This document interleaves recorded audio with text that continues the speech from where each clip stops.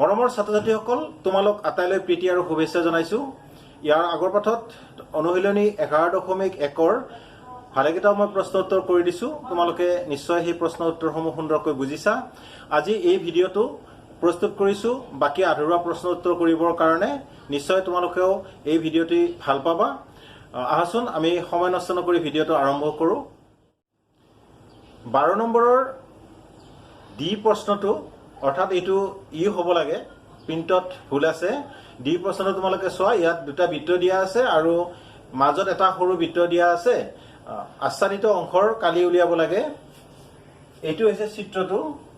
এই গোটেই বৃত্তটোৰ প্ৰথমতে আমি কালি উলিয়াম আৰু মাজৰ যিটো বৃত্ত আছে এই বৃত্তটোৰ কালি উলিয়াম। গোটেই বৃত্তটোৰ কালিৰ পৰা মাজৰ অংশটোৰ কালি বিয়োগ কৰি দিয়াৰ পিছতে আমি আচ্ছাদিত অংশৰ কালি পাম। এতিয়া এই ডাঙৰ বৃত্তটোৰ ব্যাসাৰ্ধ দিয়া আছে 21 সেন্টিমিটাৰ আৰু সৰু বৃত্তটোৰ ব্যাসাৰ্ধ দিয়া আছে 14 সেন্টিমিটাৰ। তোমালোকে জানা বৃত্তৰ কালি সমান পাই r স্কয়াৰ, অৰ্থাৎ পাই পূৰণ ব্যাসাৰ্ধৰ বৰ্গ। তোমালোকে এইটো সুন্দৰকৈ জানা। সেয়ে এতিয়া আমি প্ৰথমতে ডাঙৰ বৃত্তটোৰ কালি উলিয়াম। ইয়াত তেনেকৈ লিখিলো মই, ডাঙৰ বৃত্তটোৰ কালি পাই r square is equal two 7/22 পূৰণ r মানে 21 আছে, 21 ইনটু 21, অৰ্থাৎ r স্কয়াৰ বুলি আৰু লিখা নাই, দুটা 21 একেলগে লিখিছো। এতিয়া 7ৰে 21ক এনেকৈ কেনসেল হ'লে তিনিবাৰ যাব, 7 3 গুণ 21, গতিকে এইটো হ'ব 22 ইনটু 3 ইনটু 21।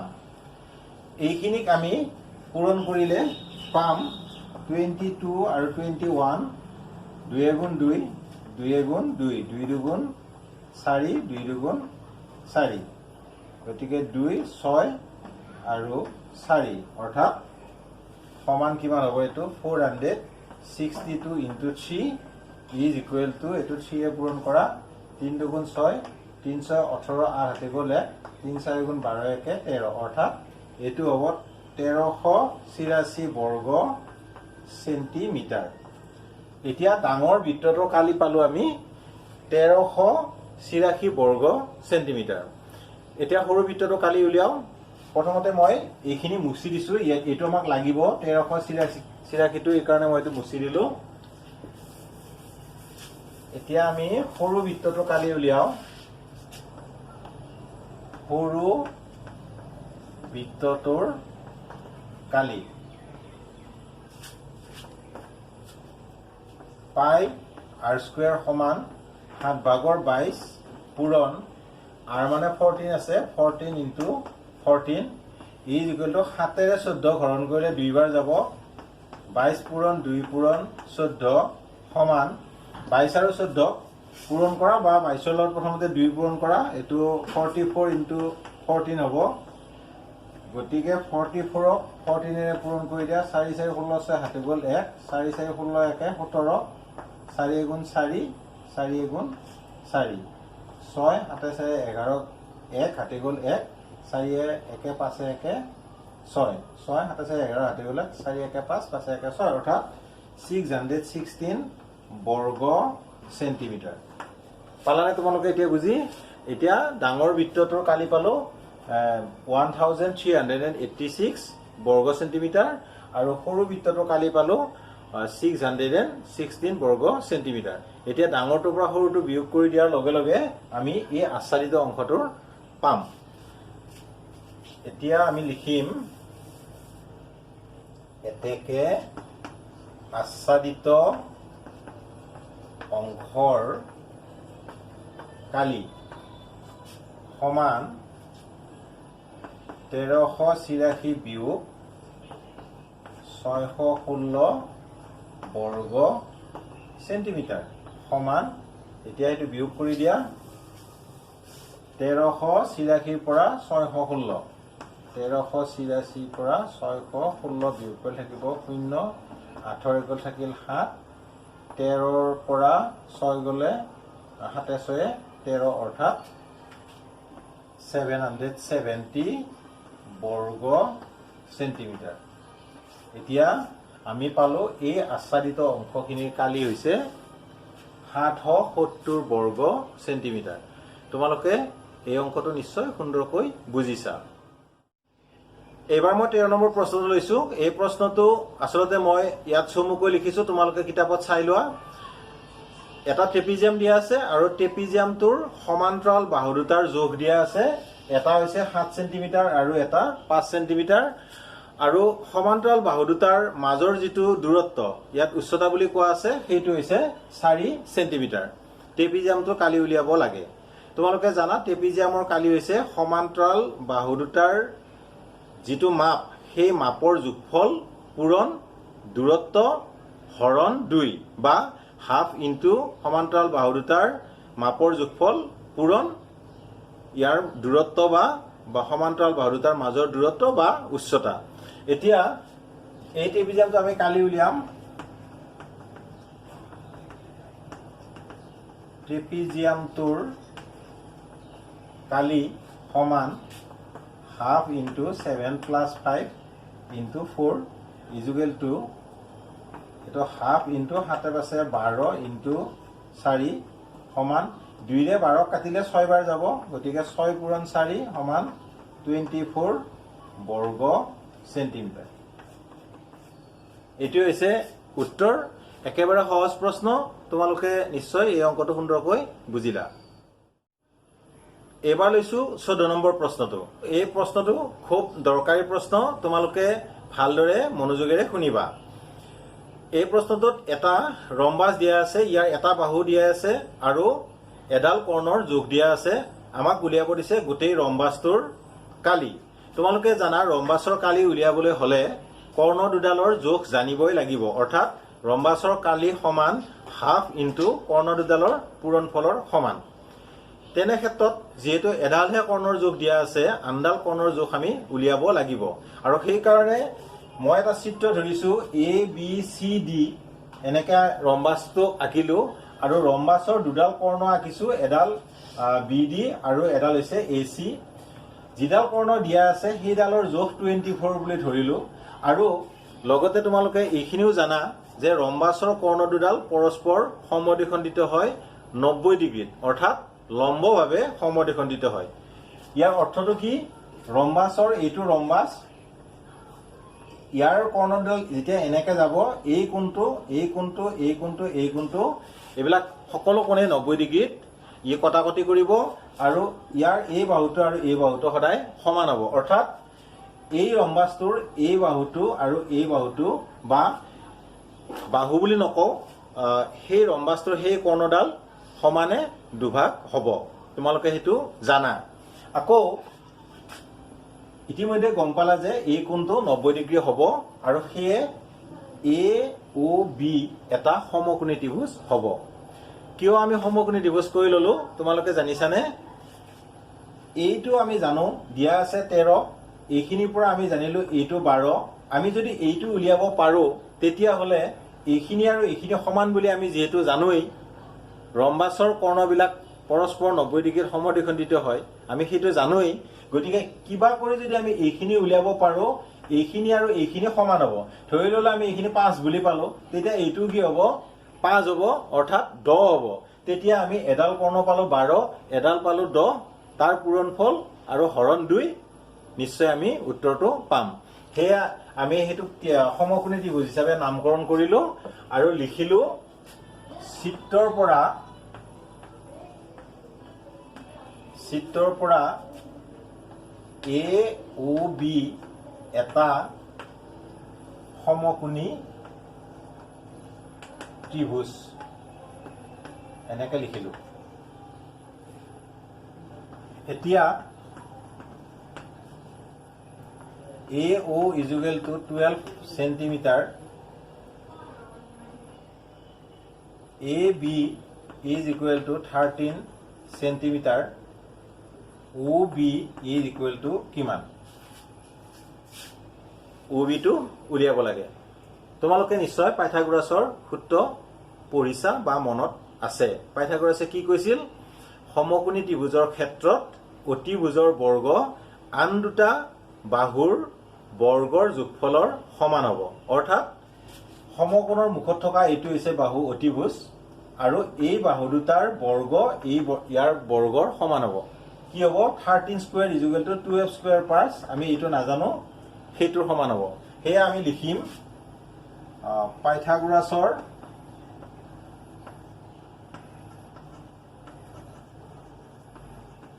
সূত্ৰ অনুসৰি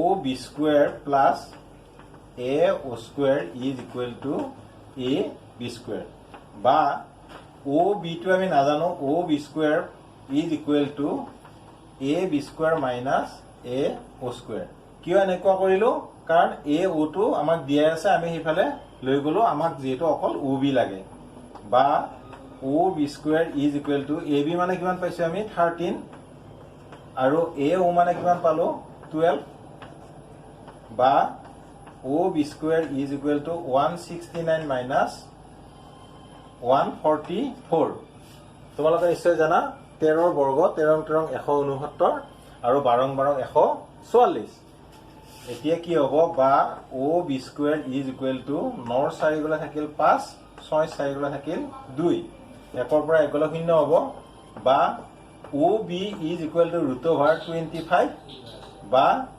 OB is equal to 5 হ'ব অৰ্থাৎ এই OB খিনিৰ পৰিমাণটো হ'ব 5 মই ঠিকই ধৰিছিলো প্ৰথমতে 5 হ'ব বুলি অনুমান কৰিছিলো আসলতে আমি এটো 5 পালো এতিয়া OB আৰু DO সমান আমি ইতিমধ্যে জানো গতিকে এইখিনিও হ'ব 5 আৰু সেই আমি লিখিব পাৰিম DB কৰ্ণডালৰ পৰিমাণ হ'ব 10 ইয়াত লিখিম এতিয়া আমি OB is equal to 5 যেহেতু OB is equal to DO এতেকে DO is equal to 5 হ'ব আৰু কৰ্ণ DB is equal to 10 হ'ব হৈ গ'ল এতিয়াতো তোমালোকে পাৰিবা কৰ্ণ দুডাল ওলাল কি কৰিব লাগিব কৰ্ণ দুডাল পূৰণ বিভাগৰ 1 ইয়াত লিখিছো এতেকে এতিয়া ৰম্বাসটোৰ আমাৰ কালি হ'ব ৰম্বাসটোৰ কালি সমান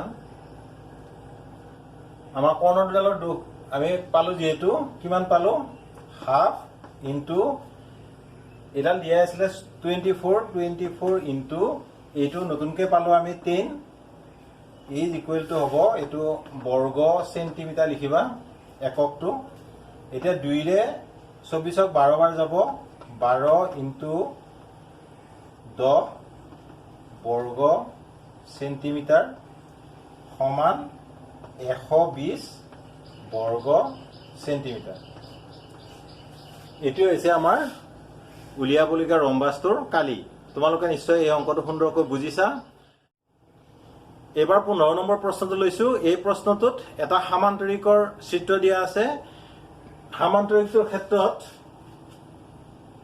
এটো ABC দি এটা সামান্তৰিক আৰু DE লম্ব AB অৰ্থাৎ এটো হৈছে 90 ডিগ্ৰী কোণ আকৌ DF লম্ব BC এই বাহুটোৰ ওপৰত DF ডাল লম্ব হৈ আছে দিয়া আছে AB পৰিমাণ 12 DE ডালৰ পৰিমাণ 7 আকৌ DF ৰ পৰিমাণ 12 উলিয়াব লাগে BC এই বাহুটো উলিয়াব লাগে তোমালোকে নিশ্চয় বুজিছা এইটো এটা সামান্তৰিকটোৰ এই বাহুটো দিয়া আছে এডাল লম্ব দিয়া আছে যোগ এডালৰ যোগ দিয়া আছে আমাক এই বাহুটোৰ পৰিমাণ উলিয়াব লাগে বা BC পৰিমাণ উলিয়াব দিছে এইটো ইয়াৰ আগৰ অংকটোৰ দৰে খুবেই দৰকাৰী অংক তোমালোকে কি কৰিব লাগিব এই সামান্তৰিকটোৰ ক্ষেত্ৰত যদি এই বাহুটো উলিয়াব লাগে প্ৰথমতে সামান্তৰিকটোক এনেকে দুটা ত্ৰিভুজত ভাগ কৰিব লাগিব আমি এনেকে ভাগ কৰিলো ত্ৰিভুজ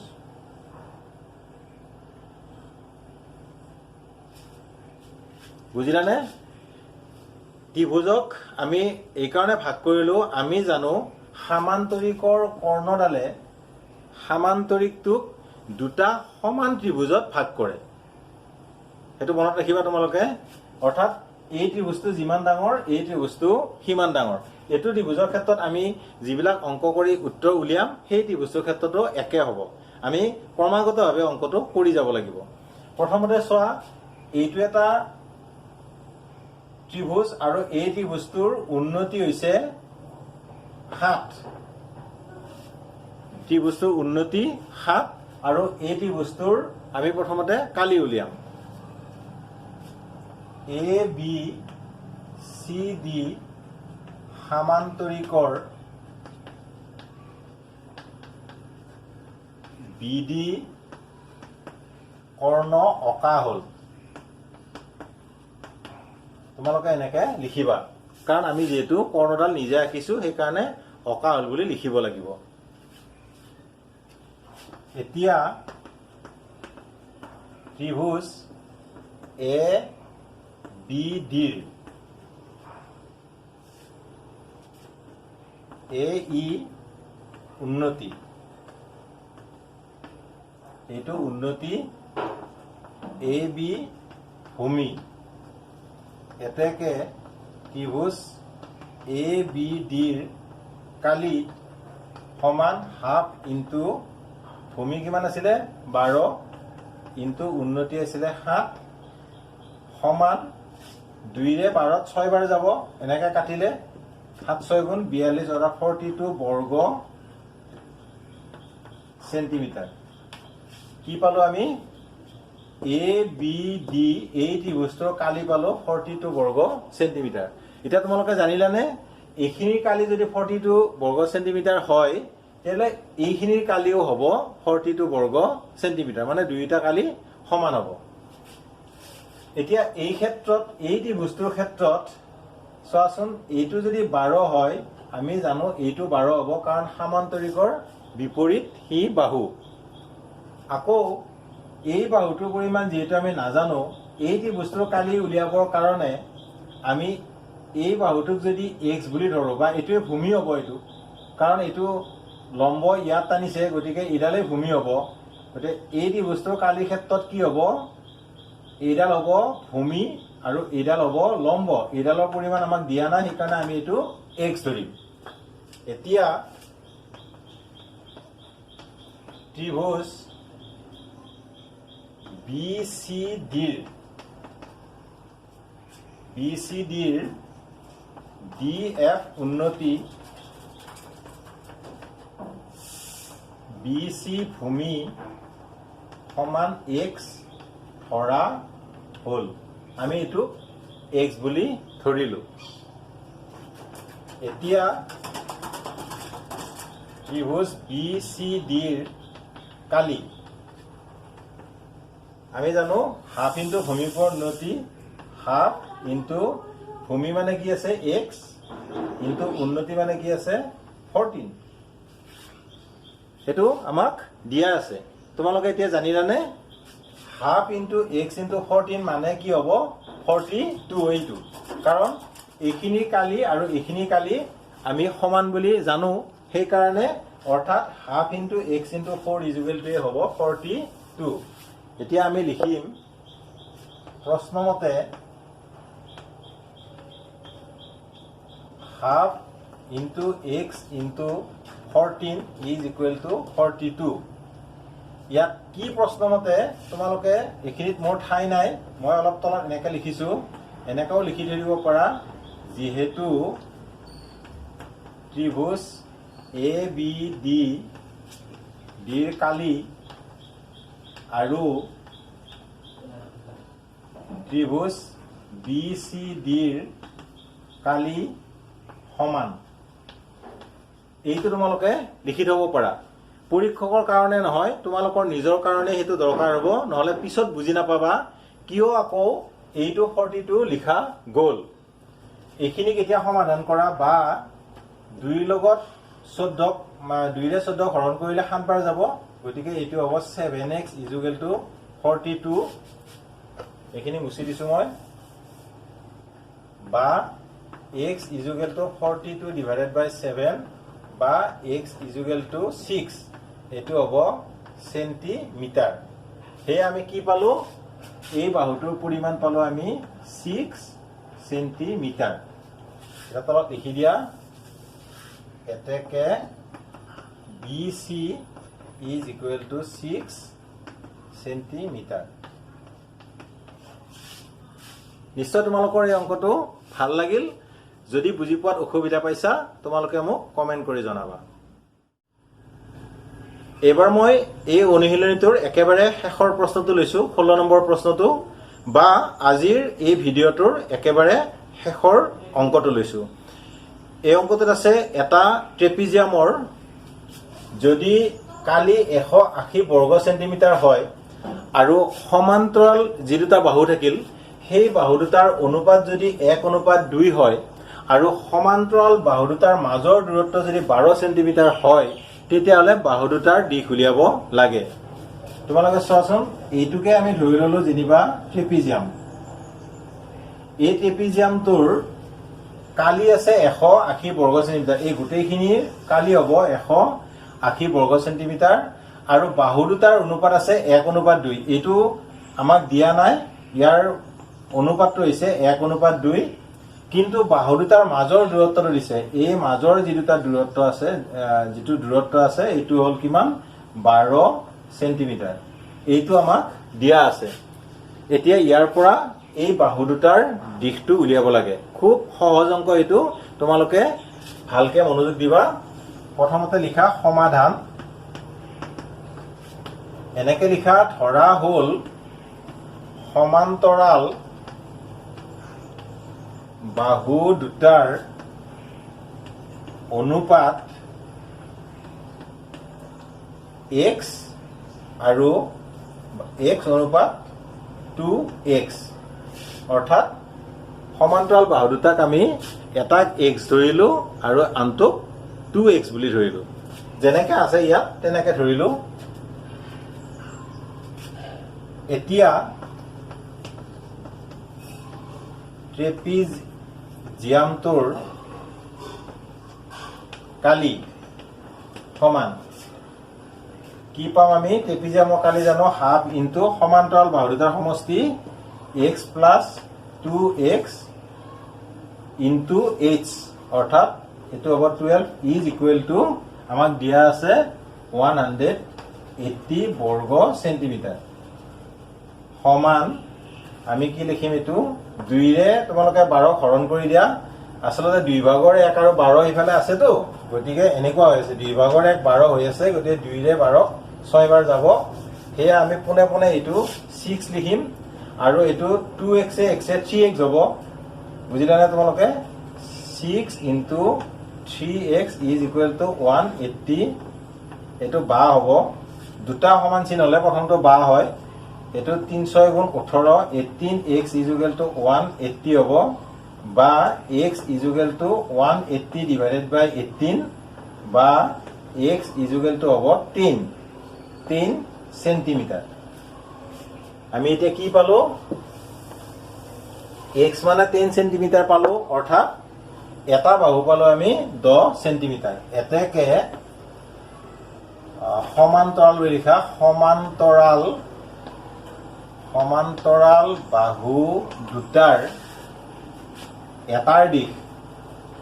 এটাৰ দিশ 10 সেন্টিমিটাৰ আৰু আনটোৰ দিশ 2 into 10 is equal two 20 centimetre. এইটোৱে হৈছে ইয়াৰ উত্তৰ। ছাত্ৰ ছাত্ৰীসকল, তোমালোকে বেছিখিনি উত্তৰ আচলতে নিজেই প্ৰমাণ কৰিব পাৰিবা উত্তৰটো শুদ্ধ হৈছে নে নাই। এতিয়া এইটোৰ ক্ষেত্ৰত তোমালোকে এনেকে চাব পাৰা, এইটো যদি এইটো দীঘল আছে গতিকে আমি এইটোক 20 বুলি ধৰিলো আৰু এইটোক 10 বুলি ধৰিলো। এতিয়া এই জোখকেইটাৰে তোমালোকে এইটো ট্ৰেপিজিয়ামৰ কালি উলিয়াবলৈ চেষ্টা কৰাচোন। কিমান হ'ব?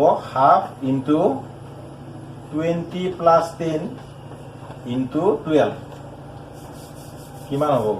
সমান 2ৰে 12 6 বাৰ যাব, গতিকে 20 আৰু 10 30 হ'ব। 30 ইনটু 6 সমান 3 6 গুণ 18 180। অৰ্থাৎ বুজি পালানে তোমালোকে? আমাক এইটো দিছিলে 180 কালি বুলি কৈছিলে, আমি কালিও 180 পালো। সেয়ে আমাৰ উত্তৰটো শুদ্ধ হৈছে। মৰমৰ ছাত্ৰ ছাত্ৰীসকল, তোমালোকৰ প্ৰতি এটি মই আজি অনুৰোধ জনাব বিচাৰিছোঁ। তোমালোকৰ বহুতেই মোক কমেণ্ট কৰিছা, ছাৰ এইটো অনুশীলনী কৰি দিয়ক, এইটো অনুশীলনী কৰি দিয়ক। কিন্তু তোমালোকে নিশ্চয় জানা, মই ষষ্ঠ, সপ্তম আৰু অষ্টম শ্ৰেণীৰ গণিতৰ প্ৰশ্ন উত্তৰ কৰি আছোঁ। ইমান দিনে বা আজি 3টা বা 4টা দিন মই অষ্টম শ্ৰেণীৰ গণিতৰ উত্তৰ কৰিলোঁ। ইয়াৰ পিছত মই ষষ্ঠ আৰু সপ্তম শ্ৰেণী কৰিব লাগিব। সেই একাদিক্ৰমে মই তোমালোকৰ গোটেইবিলাক অংক সমাধান কৰি দিম। মই প্ৰতিশ্ৰুতি দিছোঁ, কেৱল তোমালোকে অলপ অপেক্ষা কৰিবা আৰু মোৰ চেনেল অনুপ্ৰেৰণা তোমালোকে ভাল পাইছা যদি লাইক কৰিবা আৰু বন্ধুসকলৰ লগত শ্বেয়াৰ কৰিবা। লগতে তোমালোকৰ যিখিনি নুবুজা থাকে সেইখিনি মোক কমেণ্ট কৰি জনাবা। সদৌ শেষত তোমালোক আটাইলৈ ধন্যবাদ জনাই আজিৰ পাঠৰ মই ইমানতে সামৰণি মাৰিছোঁ।